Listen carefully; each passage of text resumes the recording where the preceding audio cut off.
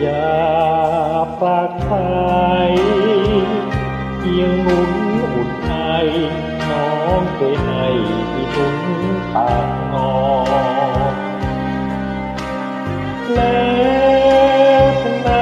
คืนนี้กลับนอนขอเพียงทางเจ้าหนุนอุ่นนอนเหลือเจ้าอ่อนนอนหนุนจนตาย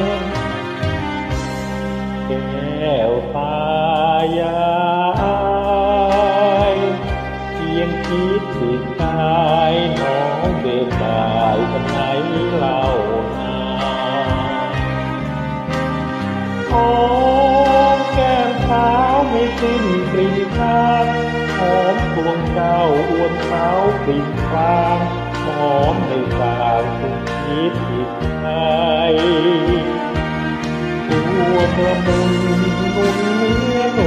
วลส่วนอ่อนอย่าด่วนตามร้อนนุ่มนอนไม่ช้ำเท่าไรคือทำลาสัญญาให้น้องแน่ใจเข้าต้องห่วงตัวไม่ได้เป็นใครที่เกิดแก้วตาก่อนปราจากไปที่ขอถอดใจไว้จนกว่าจะย้อนกลับมา